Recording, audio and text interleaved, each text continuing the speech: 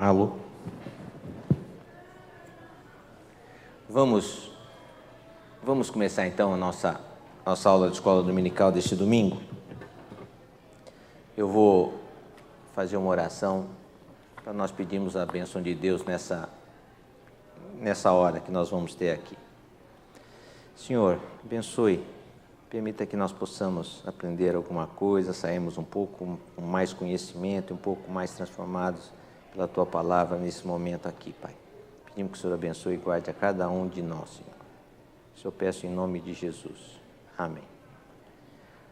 O nosso texto de hoje, dentro daqueles temas controversos, do Velho Testamento, é um texto em Lamentações, particularmente Lamentações no capítulo 3, no versículo 38.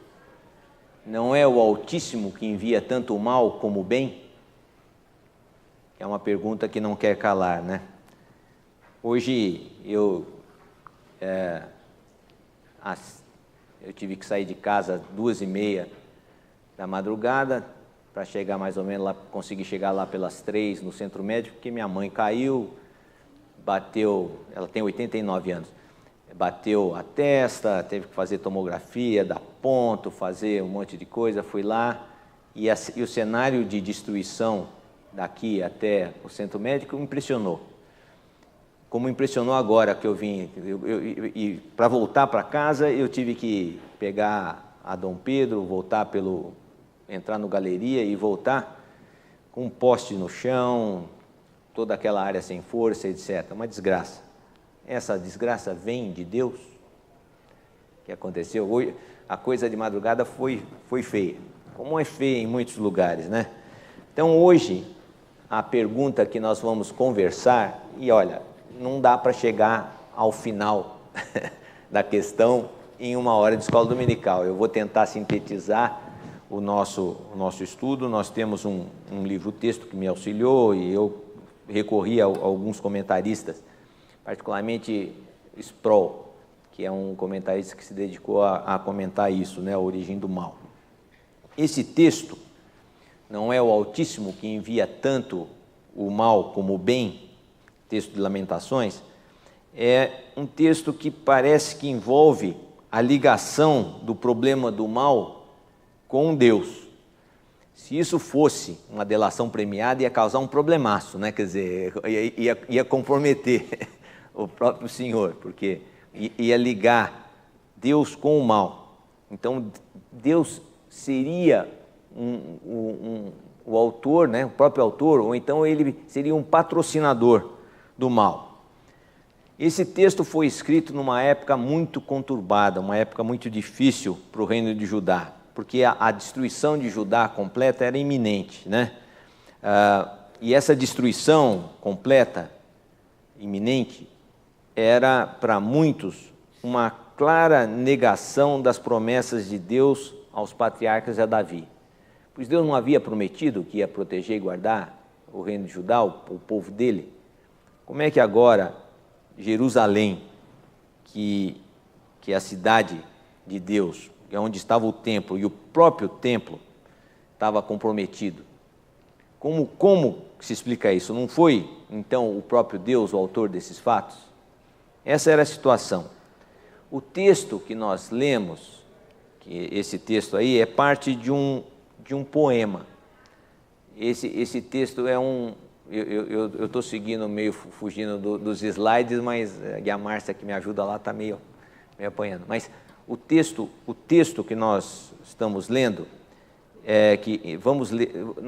nós vamos ler agora, vamos abrir as nossas Bíblias, em Lamentações 3, e vamos ler o texto de 37 a 39.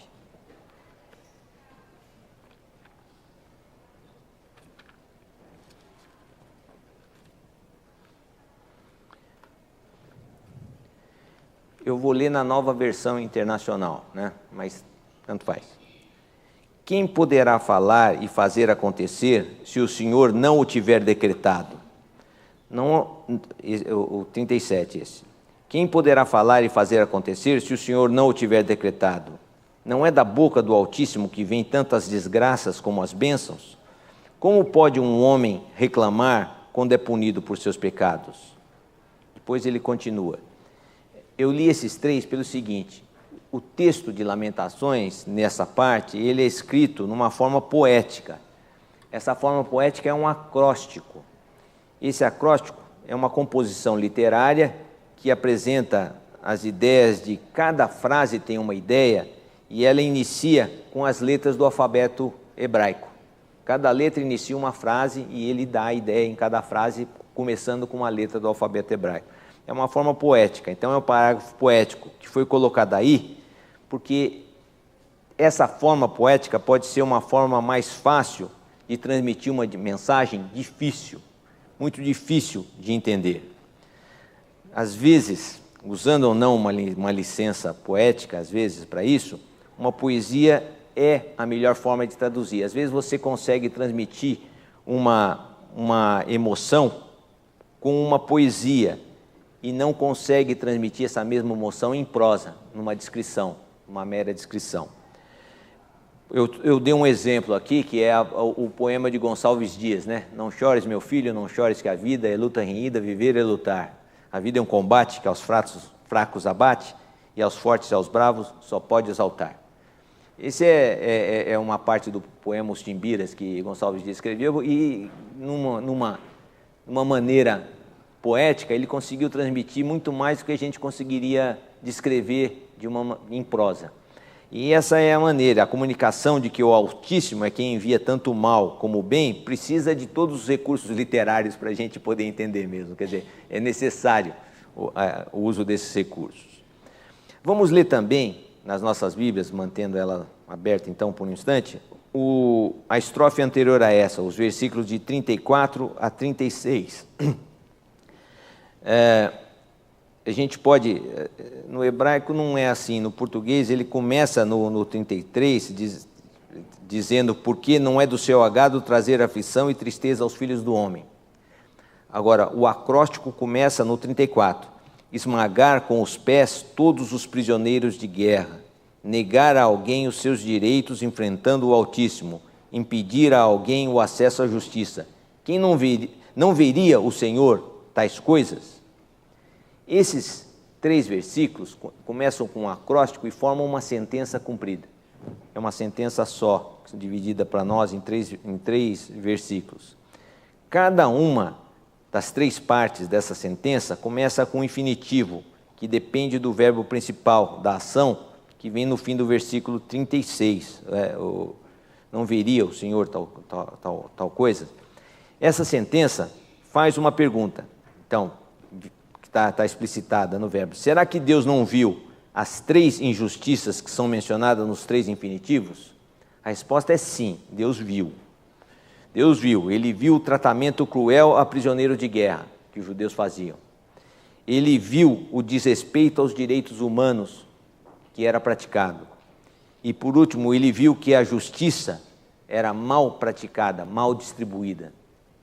Ele viu essas 3 coisas. E nós sabemos pela Bíblia que o abuso de prisioneiros ultraja a Deus, como está claro no Salmo 68, 6, no Salmo 69, 33, no Salmo 107, de 10 a 16, e em outros textos que o prisioneiro, quando é abusado, é uma afronta a Deus. Nós vemos também que Deus é ofendido quando as varas da justiça, as cortes de justiça, que são estabelecidas para esse fim, são injustas ou são corruptas, como por exemplo em Êxodo 23, 6, Deuteronômio 16, 19, Deuteronômio 24, 17, Provérbios 17, 23 e Provérbios 18, 5. Todos eles falam de como Deus se ofende quando a justiça não é justa, quando a justiça é praticada de caso pensado, quando existe corrupção. Deus se ofende com isso. Deus nunca aprova essas distorções. A ausência dos direitos de cada pessoa ofende a Deus, os desrespeita aos direitos. Ele nunca aprova. E esse é o contexto da estrofe em Lamentações de 37 a 39 que nós vimos. Quer dizer, Deus viu essas coisas todas que os judeus fizeram.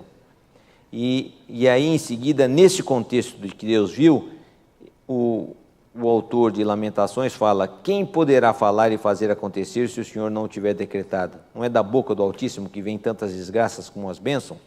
Como pode um homem reclamar quando é punido por seus pecados?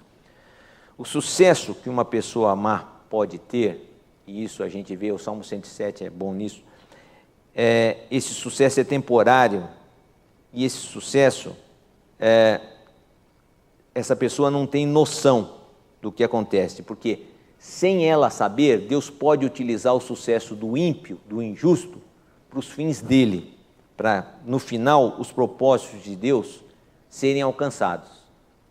Mesmo que nós vejamos o ímpio, o injusto prosperar, Deus vê de outra forma, e essa injustiça praticada pode sim cooperar para um objetivo final de Deus. Isso acontece. Então, esse é um primeiro ponto que a gente deve lembrar. Quando o autor escreveu o versículo 37, que diz: quem poderá falar e fazer acontecer se o Senhor não o tiver decretado? Talvez ele estivesse lembrando do Salmo 33, 9, que diz assim: pois ele falou e tudo se fez, ele ordenou e tudo surgiu. O conceito que ele transmite aqui no versículo 37, quem poderá falar e fazer acontecer se o Senhor não tiver decretado, que é o mesmo do Salmo, é que tudo o que acontece é porque Deus permite. Tudo que é permitido pela mão de Deus, e tudo está sob o controle de Deus. Não existe nenhuma esfera da criação onde Deus não tenha controle, onde a gente pode falar, naquele cantinho Deus não consegue mexer, ali ele não chega. Mas aí aquele que, não é aí, ai daquele que faz o mal. Deus permite esse mal e usa o mal para o seu propósito, mas ai do que faz o mal. Deus comentou isso, inclusive, a respeito de Judas, que traiu. Ele cumpriu uma ideia, uma missão fundamental para a nossa salvação. No entanto, ai dele, porque ele fez isso. Aquele mal que ele praticou causou um bem enorme para muitos no final, mas ai dele. Ai daquele que faz o mal, né? Tanto no indivíduo, como um grupo, como instituição, como estava acontecendo com o país todo naquela época, né? Dentro do propósito. E enquanto Deus pode permitir um sucesso temporário desse mal, e pode até usar esse mal para a glória dele mesmo, essas pessoas, grupos ou instituições são responsáveis pelo que eles fazem e como fazem essas coisas. Um dos autores que eu li sobre esse assunto, comentando o livro de Lamentações, se chama Harrison. Ele diz o seguinte: enquanto é possível nós atribuirmos, em última análise, as aflições a Deus, no sentido de que Ele é que contém tudo que existe, a incidência de calamidades na experiência individual é geralmente o produto final de uma cadeia causal. Quer dizer, o que acontece, principalmente em relação ao homem, é o final de uma série de ações que as pessoas responsavelmente fazem e que são culpadas por isso e que levam ao mal, né? Essa é o que acontece. O responsável é Deus? Sim, Deus sabe e Deus controla, mas ai daquele que faz isso, porque ele é responsável. E dessa maneira, dentro dessa cadeia causal, Deus usou a Síria como uma vara para castigar Israel, Isaías 10 fala isso, como ele mais tarde usou também a Babilônia, nesse caso que ele estava vivendo aqui, o autor de Lamentações, para castigar Judá. Abacuque 1 e 2, o capítulo 1 e o capítulo 2 fala disso. Só que tanto a Síria como a Babilônia foram instrumentos de Deus para punir o reino do norte e o reino do sul. No entanto, elas pagaram por isso, né? Quer dizer, Deus não poupou palavra dura nem contra a Síria, nem contra a Babilônia, pela maneira como cumpriram essa função que Deus queria. Elas fizeram a vontade de Deus e foram responsabilizadas por isso, essas duas nações. Então o texto não é o Altíssimo que envia tanto o mal como o bem? Versículo 38. O problema que é colocado aqui, ele tem duas esferas, o mal moral e as calamidades, né, que acontecem, que são dois capítulos. Nós vamos misturar um pouco, e como eu falei, em uma aula não vai dar para esvaziarmos o assunto, mas dá para levar, né, dá para entender mais. O problema aqui, que é mais filosófico do que teológico, né, por quê? Porque ele coloca um problema de lógica. Pois o Cícero tem uma piada de lógica que ele pode contar depois, mas... Mas o problema é o seguinte: primeiro, Deus é todo poderoso, Deus detém todo o poder do universo. Segundo, Deus é perfeitamente bom, a expressão máxima do bem e do que é bom está em Deus. E terceiro, o mal existe, né? Esses três princípios, né, que Deus poderoso, Deus é bom e o mal existe. Ora, se o mal existe, nós teríamos um problema. Deus não conseguiu eliminar o mal, ele não conseguiria eliminar o mal. E então, ele não seria todo poderoso, porque quem tem todo o poder consegue eliminar o mal, ou ele não quer eliminar o mal. E aí ele não seria perfeitamente bom. Se ele fosse bom, ele tinha eliminado o mal, nós não passaríamos pelo mal.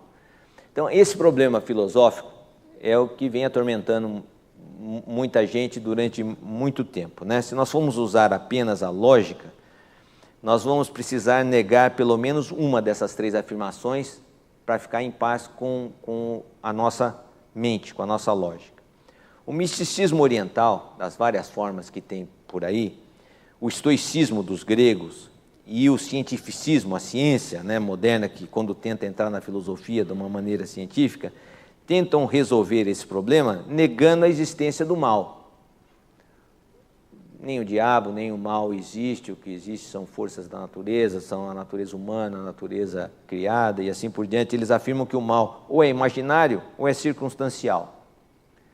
Alguns filósofos modernos, e eu vou citar um porque tem um balde cheio deles, como o americano William James, eles tentam resolver o problema negando que Deus seja todo-poderoso. O que William James diz é que Deus é poderoso, mas ele é limitado pela própria natureza da criação. A forma, a estrutura física, química, bioquímica da criação é obra de Deus e Deus não pode modificar a natureza nem contra ela, então ele não é assim tão poderoso assim, né? Então ele seria um Deus poderoso, mas limitado. William James. Para o cristianismo, e aqui então nós chegamos aqui no nosso problema, nós somos cristãos, nós aceitamos Cristo. O cristianismo, esse conflito de lógica é um conflito de criação. O reverendo tio Júlio, ele costumava falar, quando abordava esses assuntos, num contraste entre o além e o aquém, que nós já conversamos aqui sobre isso. O mal não é um problema do além, é um problema do aquém. O mal é nosso, né? O mal está, ele está contido na criação. E é um problema que afeta a toda a criação. Então, o que nós precisamos entender, para entender esse conceito do além e do aquém, é que há uma eternidade que, do nosso ponto de vista, que é da criação, limitado, portanto, ela se estende desde antes da criação até depois da criação. Só que esse é o nosso ponto de vista, porque a eternidade, na realidade, ela não é uma coisa que se estende sem fim para a esquerda e para a direita. Ela nunca teve começo e nunca terá fim, e é contida, e a criação é contida nela. Está dentro desse conceito da eternidade. Tanto que João Calvino, quando falou sobre a questão do tempo, João Calvino falou que para Deus o tempo é um nunca eterno, né? Uma expressão latina que significa um eterno agora, dizendo que seria como se não existisse nem passado nem futuro, o passado todo está contido agora, presente na frente de Deus, assim como o futuro, nesse instante, estaria presente na frente de Deus. Tudo pronto, acabado e feito do jeito que Ele quer, num instante. Então, seria o eterno agora. Esse é um conceito que João Calvino colocou e que explica bem esse problema com toda a dificuldade que nós temos como seres da criação.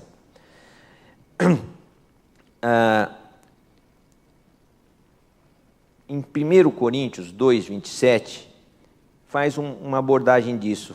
1 Coríntios fala do mistério que estava oculto, o qual Deus pré-ordenou antes do princípio das eras para a nossa glória.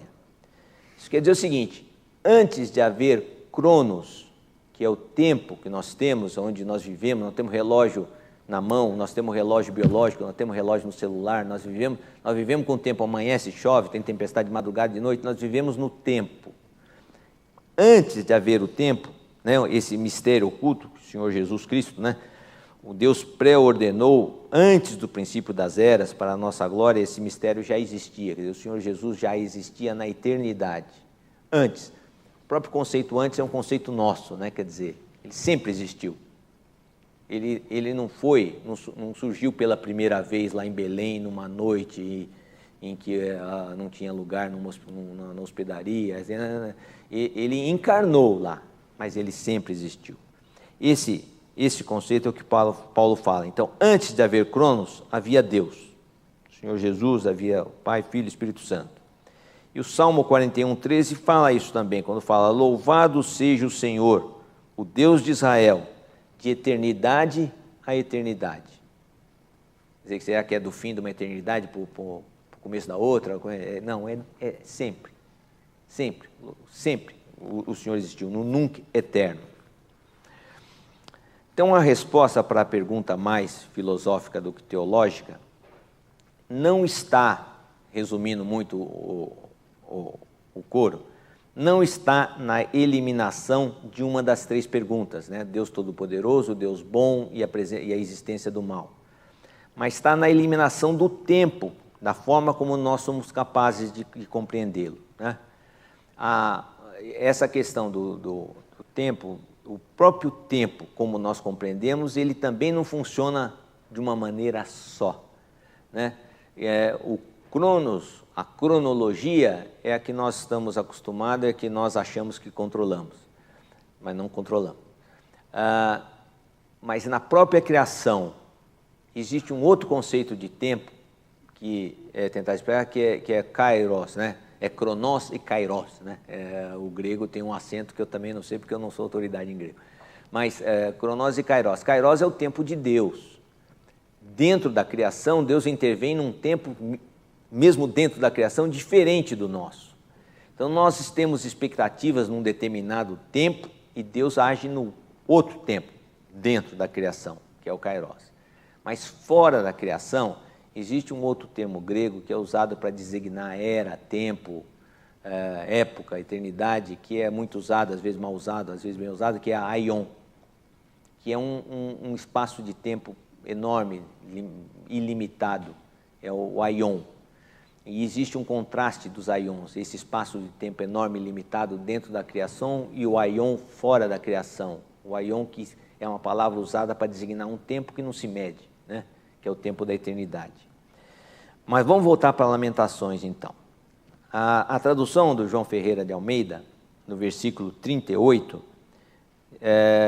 diz que Deus está enviando o mal, né? O versículo 38 diz que não é da boca do Altíssimo que vem o mal, assim, o mal como as bênçãos. A Nova Versão Internacional, ela diz que, o que nós lemos, que não é da boca do Altíssimo que vem tanto as desgraças como as bênçãos. Dá a impressão que é trocar 6 por meia dúzia, né? Trocar o roto pelo rasgado, né? Vem um mal ou vem uma desgraça. O que você escolhe? Você quer um mal ou você quer uma desgraça, né? Eu não quero nenhum dos dois. É tudo ruim. Então, ele não está contrastando, na realidade, não é a mesma coisa. Ele não contrasta um bem moral com um mal moral, mas ele está contrastando calamidades com bonança. Uma tempestade, como nós tivemos na madrugada de ontem, com um dia bonito e ensolarado de hoje. Ele está contrastando isso daí. E os dois, aqui diz que vem, mas ele não atribui essas desgraças diretamente a Deus, mas diz que elas não ocorrem sem que haja permissão divina, né? Não é da boca do Altíssimo que vem tantas desgraças, quer dizer, quando Ele permite, quando Ele fala. Essa é a permissão. E como que antecipando a observação de que provavelmente nós faríamos, é a observação que eu vi, inclusive na televisão, faz tempo, mas quando houve o incidente na World Trade Center, os aviões entraram, eu vi na televisão alguns crentes falando, mas onde estava Deus, né? E Deus não viu? Não é justo Ele punir 5 mil, 6 mil pessoas, sei lá quanta gente morreu lá, justos, injustos, bons e ruins, todo mundo junto. Como podiam ter falado do bombardeio atômico em Hiroshima e Nagasaki, ou o bombardeio de Dresden, ou o bombardeio de Londres, ou ele matou todo mundo? Será que Deus não viu? Isso não é justo. Como antecipando essa queixa, nós temos o versículo 39, que diz: como pode um homem reclamar quando é punido por seus pecados? E um versículo anterior, o versículo 3, 22, mostra o que estava acontecendo lá em Israel. Não vamos entrar nos bombardeios aqui, mas lá em Israel o que estava acontecendo era até pouco, né? Se nós formos ver no versículo 3, 22, é um versículo que nós gostamos mais, né? É um versículo que fala assim: graças ao grande amor do Senhor é que não somos consumidos, pois as suas misericórdias são inesgotáveis. Podia ser pior, tá? A desgraça que aconteceu lá, na realidade, era limitada pelas misericórdias infinitas do Senhor. Podia ter sido pior. Então, isso no versículo anterior, está mostrando que, graças ao grande amor do Senhor, é que não somos consumidos, pois suas misericórdias são inesgotáveis. Esse versículo nós gostamos mais, né? Conforta mais. Citando João Calvino outra vez sobre esse assunto, João Calvino falou o seguinte: portanto, lembremos-nos de que a nossa ruína deve ser imputada à depravação da nossa natureza, e não à natureza em si. É a natureza depravada que é a culpada, e não a natureza como criada, que é o problema. Então, é que eu estou citando só um capítulo, mas ele fala mais sobre isso antes, né, explicando esses termos aqui. Então, a nossa ruína deve ser imputada à depravação de nossa natureza, não à natureza em si, em sua condição original, para que não lancemos a acusação contra o próprio Deus, como sendo autor dessa natureza depravada. Como diz Efésios 2:3, éramos por natureza merecedores da ira, por natureza depravada, pela natureza depravada. O que João Calvino está falando aqui é que a criação inicial, mesmo fora da eternidade, foi boa, foi perfeita. E houve uma depravação por ações espontâneas e volitivas de pessoas responsáveis que levaram à depravação da natureza. Mas a gente deve lembrar, então, por isso que a gente deve lembrar, então, de Romanos 1,18. Portanto, a ira de Deus é revelada do céu contra toda a impiedade e injustiça dos homens, que suprimem a verdade pela injustiça. Deus está irado conosco, mortais, por nosso pecado. É o seguinte, essa é uma pergunta que às vezes é feita, né? O bebezinho peca, ele é pecador, o índio na floresta, etc. O que a experiência mostra e o que a teologia ensina, que é o que a experiência mostra, é que o homem nasce, ele não pecou, né? Ele não fez nada errado dentro do útero, provavelmente, mas pode fazer enrolar um cordão, mas nada assim que ele faça volitivamente. Mas é da natureza humana que, na primeira oportunidade que tem entre fazer o certo e o errado, ele faz o errado. Criança, adulto, todo mundo faz o errado. O índio faz, o beduíno faz, o esquimal faz, nós fazemos. E não há, é da natureza depravada. Pela história nós sabemos que duas pessoas tiveram a oportunidade, Adão e Jesus. Adão entrou nessa. Não na primeira, mas em uma oportunidade ele pecou. Jesus é outro que teve a opção, pecar ou não, e não pecou. E aí vem a nossa esperança. Então, esse texto mostra que de Deus é revelado do céu contra toda a impiedade e injustiça dos homens, que suprimem a verdade pela injustiça. Sempre dá um jeitinho. Então, Deus estaria irado. E essa é a outra pergunta, né? Vem, se Deus é o Todo-Poderoso e bondoso, ele seria um ser acima dessas paixões humanas. E, no entanto, a Bíblia fala várias vezes que Deus está irado. Esse texto fala, a ira de Deus é revelada. Será que é pela ira, então, por uma paixão que Deus pune as pessoas, permitindo todo esse mal? Essa é a outra pergunta que não é das três, né? Nós vamos falar rapidamente também, porque ela tem sido muito debatida. Esse é um problema. É a questão da passibilidade divina, né? A passibilidade leva à impassibilidade divina. Se Deus pode ter sensações, como por exemplo ira, raiva, ou se ele pode sofrer emoções, né? Deus se alegra com uma coisa, Deus tem raiva da outra, Deus está indiferente com aquela outra, essas sensações, Deus é passível ou não, né?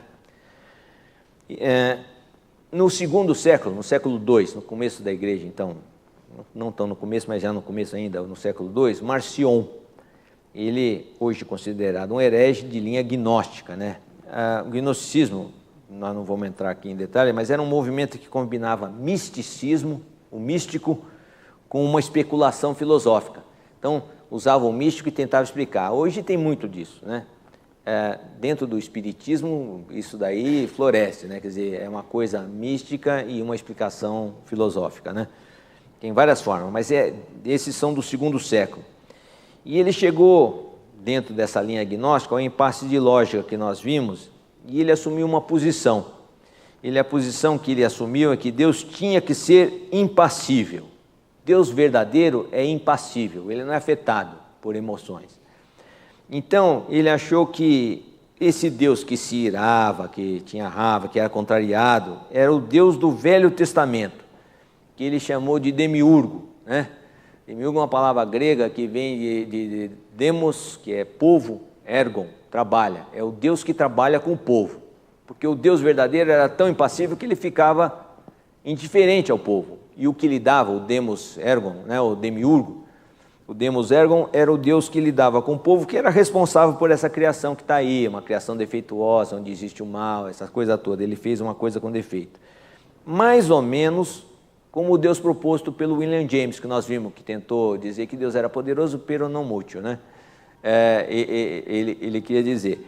Então, o Deus verdadeiro seria um Deus impassível, nunca irado, sem emoção nenhuma. E seria o Deus em contraste, né? Com o Deus passível do Velho Testamento, esse seria o Deus do Novo Testamento. O Deus que se expressou no Novo Testamento é impassível, não tem emoção, é só amor, etc. E Marcion, então, ele fez o seguinte, você vê como é que foi bom Marcion ter feito isso, porque na primeira metade do segundo século, ele pegou todos os livros que tinham origem apostólica, os evangelhos, e começou a cortar. O Velho Testamento ele eliminou. O Novo Testamento ele aceitou só algumas partes das cartas de Paulo e aceitava umas partes do Evangelho de Lucas. O resto ele eliminou. Como ele tinha muita influência, os marcionitas persistiram por quase 200 anos, só com esses textos bíblicos e de um Deus que só era amor, e o Deus ruim era o do Velho Testamento, que não existia. Mas a igreja, né, os outros cristãos, reagiram. E isso forçou a primeira definição do cânon do Novo Testamento. Não, nós vamos aceitar todas as cartas que têm origem apostólica, nós vamos aceitar a revelação e nós aceitamos o Velho Testamento. E a partir daí, isso levou à formação do cânon que nós temos hoje. E embora, então, a igreja tenha expelido Marcion do seu meio no ano 144, essa questão do Deus irado por causa do pecado e da injustiça ficou em debate, né? E aí vem a definição, o que é uma ira, né? Porque, onde é que você pode dizer que está com raiva, né, de alguma coisa? De acordo com Aristóteles, minha esquerda do Corinthians, não, esse é Sócrates, jogava no Corinthians, mas o Aristóteles não jogou no Corinthians. De acordo com Aristóteles, a causa da ira é o nosso desejo de vingança. A gente fica com raiva quando acontece com alguma coisa e eu quero retribuir, eu quero fazer, estou com uma raiva daquele lá em Brasília, estou com raiva de todo mundo, entendeu? Eu ia lá e eu quero retribuir para aquele pessoal lá, né? Assim, é o nosso desejo de vingança por algum mal que nos foi feito. Então, assim, a ira veio na filosofia por Aristóteles, né? Com uma conotação, e Aristóteles colocou isso, de loucura temporária. Quando a gente está com raiva, nós perdemos a nossa capacidade de autocontrole. A raiva intensa leva a uma perda completa, né? A raiva moderada é uma perda moderada. Então, é aquela história, né? Você não deve punir ninguém com raiva, você não deve fazer as coisas com raiva, porque você está num estado de alteração da sua mente, que é uma loucura temporária, perda do autocontrole. Isso, como eu falei, é facilmente verificável no trânsito, né? É só ver no trânsito o que acontece por aí que você vê que o pessoal tem uma perda, tem uma loucura temporária, fica com uma raiva danada por algum mal real ou imaginário que ele acha que sofreu. Mas não se encaixa na ira de Deus quando a Bíblia fala que Deus se ira, ou mesmo numa ira humana, né, que seja justa, um sentimento de retribuição que tenha causa real e não fictícia. Por isso a igreja rejeitou na época e tem rejeitado até hoje essa definição de que a ira de Deus seria semelhante a alguma coisa como isso. Mais tardiamente, em relação a Marcion principalmente, no terceiro século, um pai da igreja chamado Lactâncio, Lactantium, né? Nós em português falamos Lactâncio, escreveu um livro que se tornou um clássico de referência sobre o tema chamado A Ira de Deus, né? De Ira Dei. Para Lactâncio, emoções e paixões não eram malignos em si. Todas as emoções ou paixões que nós temos não constituem um mal por si só, desde que fossem controlados. Então, não existe mal em eu me irar, mas existe mal em perder o controle. Assim, se alguém estiver, isso Lactâncio falando, se alguém estiver na presença do mal e não se desgostar, não ficar irado com esse mal que ela está vendo na frente dela, não se irar com esse mal, como fez o próprio Senhor Jesus no templo, quando viu o pessoal malbarateando ali o templo de Deus, fazendo aquilo lá uma casa de comércio, ele se irou. O não se irar é maligno. Então, nesses casos, tem que se irar. É uma ira que tem que acontecer. Então, por definição, seria que amar o bem implica em que nós odiamos o mal. Nós temos um sentimento averso ao mal, porque nós amamos o bem. Antes dos dois, né, antes de todos esses, teve um filósofo chinês chamado Mêncio. Esse filósofo é muito conceituado nos meios chineses, ele seria só inferior a Confúcio, né? Que diz que antes de você optar por uma coisa, você tem que abandonar todas as outras, né, daquele aspecto. Então ele cita, por exemplo, no casamento, quando você opta por casar por uma mulher, você deve optar por deixar todas as outras, que eventualmente tenha disposição. Houve muita revolta e ranger de dentes com essa afirmação de Mêncio na China. Fora da China, foi pior. Mas ele cita isso em todas as esferas, o Mêncio. Mas Lactâncio falava mais ou menos uma coisa, quer dizer, se você ama o bem, você tem que odiar o mal. Então, uma outra forma de colocar isso, uma positiva e a negativa, né? De outra forma, não odiar o mal é não amar o bem. Porque se você vê uma pessoa fazer uma coisa errada e fica impassível, não é correto. Você tem que reagir. Agostinho, eu não li o Agostinho, eu li o Sproul, que citou Agostinho, disse que o mal não é uma coisa, o mal é uma ação que nós ou qualquer pessoa faz que não atinge o padrão de Deus. Isso é o mal. Então, quando você tem uma informação e vê uma ação que não está dentro do padrão de Deus, essa ação é ruim e você não deve aprovar, e você deve desgostar-se dela. Esse seria um conceito. E é por isso que nós podemos afirmar que a ira de Deus não é nem nunca foi uma ira explosiva, irracional ou sem explicação. Ela é, ao contrário, uma expressão de insatisfação com a maldade e com o pecado. Em Deus, que deveria ser a nossa ira deve ser sempre uma insatisfação com a maldade e com o pecado. Em Deus, a ira não é uma paixão, não é uma força decisória de uma ação.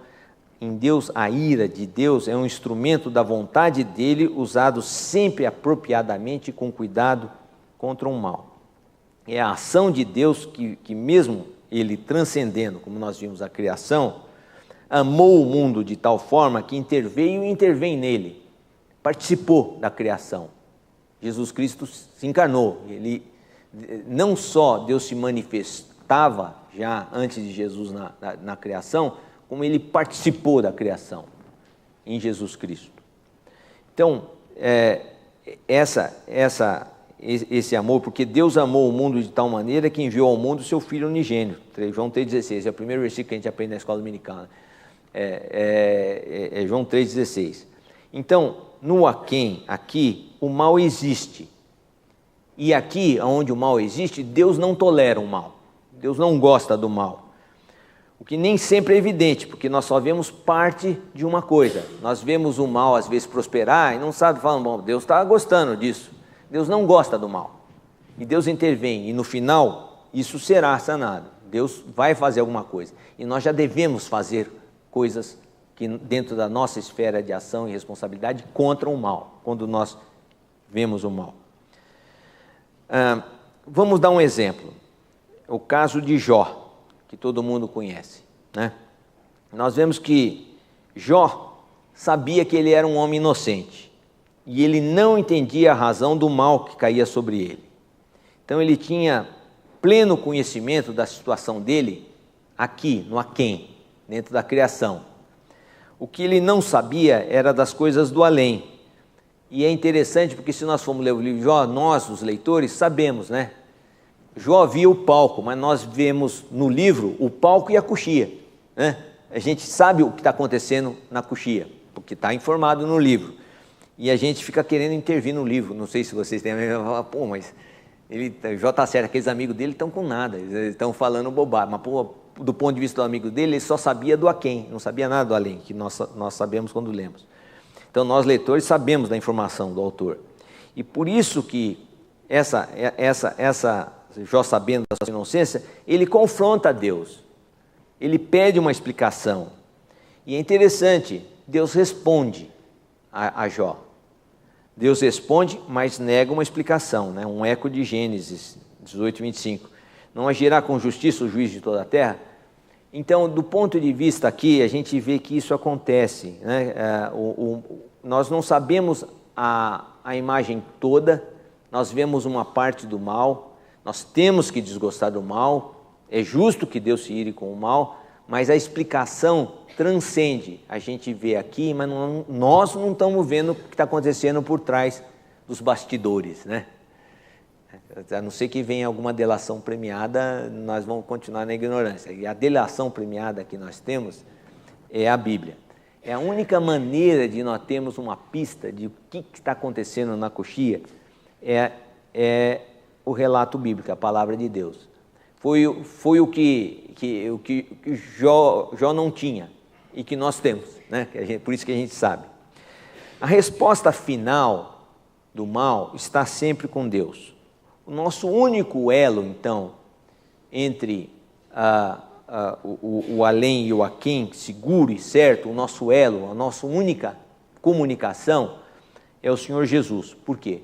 Porque o Senhor Jesus, ele veio, ele foi o homem como nós, e ele morreu e ele ressuscitou.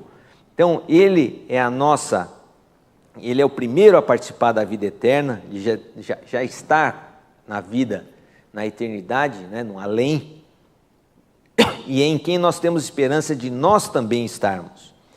Se nós entendermos, então, que Deus transcende esse tempo, passado, presente e futuro, é a mesma coisa para Deus, da mesma forma, a gente resolve o problema de acordo com o seu eterno plano que Ele realizou em Cristo Jesus, nosso Senhor. Uma das formas que os reformadores lidaram com isso é o seguinte: nem sempre nós temos a resposta, porque nós não sabemos o que acontece no além. Mas a gente resolve o problema andando com Deus. Se nós andamos sempre com o Senhor, nós não teremos esse problema. É aquela história, nós não vamos nos tornar estoicos, né? Haviam duas filosofias que Paulo citou lá, os estoicos e os epicureus. Os estoicos achavam que Deus estava em todas as coisas, a natureza era Deus e tudo estava pré-determinado e tudo aconteceria por vontade de Deus e não adiantava fazer nada para mudar isso porque está escrito. É quase igual o maktub dos muçulmanos, né? Está escrito e tem que fazer, aguente. Dessa forma, então, eles eram mais resignados e se tornaram padrão para muitos cristãos durante muito tempo aí, o estoicismo. Os epicureus achavam que Deus fez o mundo, fez as coisas e se retirou. Falou, agora vocês se virem. E que a nossa obrigação é viver aqui da melhor maneira possível. Mais ou menos como hoje em dia se vive, né? Procurando ser feliz. Eu tenho direito de ser feliz, eu quero gratificação, cada vez mais instantânea.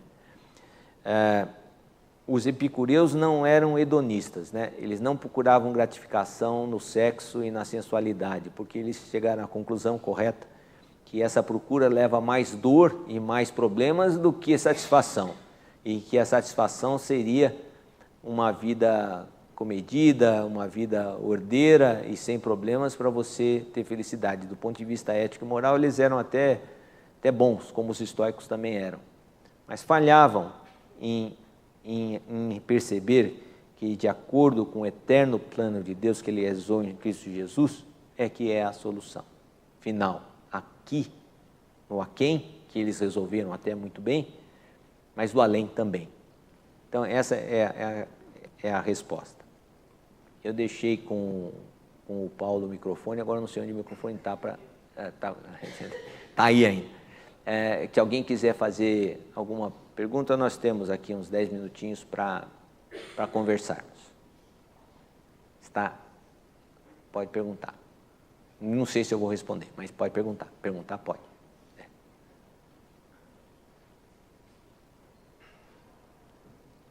O Cícero pergunta e responde. Não, eu acho que, para nós, uma das grandes dificuldades que nós temos é a nossa limitação no tempo, né?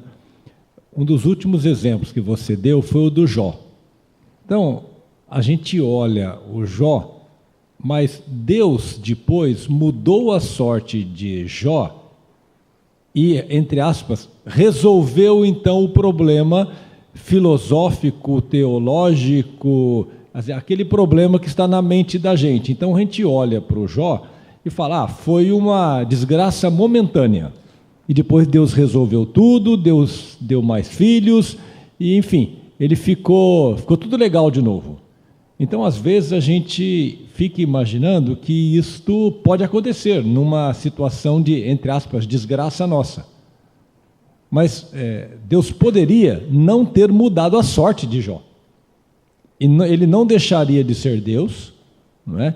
E eu acho que muitas vezes nós temos essa expectativa clara, é um desejo muito bom, nós queremos que a desgraça passe, nós queremos que, entre aspas, esse mal passe, que a doença passe, que o desemprego, que enfim, que essa desgraça vá embora. Mas às vezes ela não vai embora. Mesmo no caso de Jó, eu fico imaginando, filho é uma bênção insubstituível. E, embora ele tenha tido mais filhos, a perda daqueles outros lá é irreparável. Não tem não tem o que substitua, mesmo que venha 2 pencas a mais de filho, lá vai ser tudo legal, vai gostar, amar todo, mas a falta daquele é terrível. Até um filho mau, assim, que nem Absalão foi para Davi, Davi ficava chorando o filho e não a morte do monte de gente que o Absalão causou, né? Quer dizer, mesmo assim, Jó reconheceu essa verdade que você falou, mesmo que nem tudo tenha sido reparado, e nem no caso a reparação veio para a didática do livro, né? Mas é forçoso reconhecer que dentro da esfera apenas da criação, nós não teremos todas as respostas, nem sempre, né? Praticamente nenhum dos apóstolos escapou do martírio. Pedro foi solto da prisão quando foi preso, mas ele não foi preso sozinho, né? Tiago foi preso com ele, e Tiago foi morto, e Pedro foi libertado para morrer depois. Mas nós não sabemos realmente, dentro da explicação, a palavra final. Essas considerações todas é para mostrar que Deus tem um controle. Deus provou que Ele tem um controle, intervindo na criação e mandando Jesus Cristo. E essa é a demonstração cabal que, no final, se estamos com Cristo, se andamos com Deus, a coisa vai acabar bem. Mas nem sempre aqui. Nem sempre aqui. Nós somos, às vezes, submetidos a injustiças, todos nós. E nós, às vezes, não temos reparação por essa injustiça. A gente vê o ímpio prosperar, a gente vê o caluniador, o cara que te acusa injustamente, conseguir o ponto dele. E a gente faz o quê? A gente faz o que Davi fazia, né? Pede para Deus, acaba com aqueles caras lá, faz isso, mas minha é a vingança, diz o Senhor. Eu retribuirei. Quer dizer, nós vamos ter que crer que em Jesus a solução final virá, mas talvez não aqui. Quem quer mais? Você está com o microfone, está querendo levar o microfone para algum lugar e não consegue. Se não tem, nós podemos terminar um pouquinho antes do nosso tempo. Eu só vou pedir então para a gente não fazer muito barulho. E eu vou pedir para o Cícero, então, fazer uma oração terminando para a gente.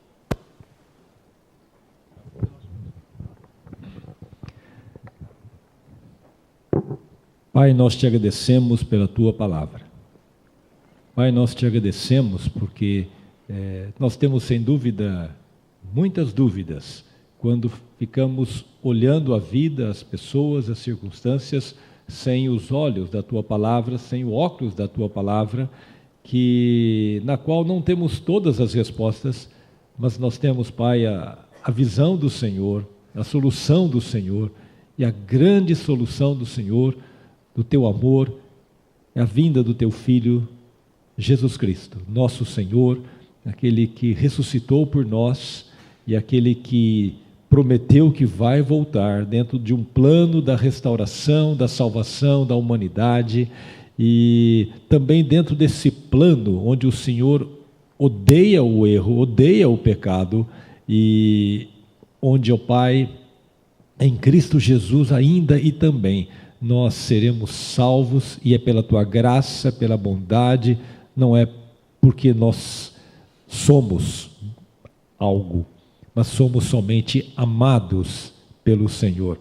Pai, nós te damos graças então por isso, ó Deus, por essa bondade imensa, pela Tua palavra, ó Deus, que nos ajuda a meditar, a pensar e, acima de tudo, a sermos desafiados dia a dia, a reconhecermos que o Senhor é Deus, que o Senhor controla todas as coisas, que o Senhor é o Criador, o Deus que envia muitas vezes pessoas, circunstâncias, permite muitas vezes que sejamos assolados, que sejamos atacados, nós de uma forma direta ou indireta, como cidadão, como trabalhador, mas, ó Pai Santo, sabemos acima de tudo, pela Tua palavra, e te louvamos por isso, que o Senhor é Deus, que o Senhor é o nosso Pai, que o Senhor é a nossa companhia, que o Senhor está conosco, e por isso te agradecemos.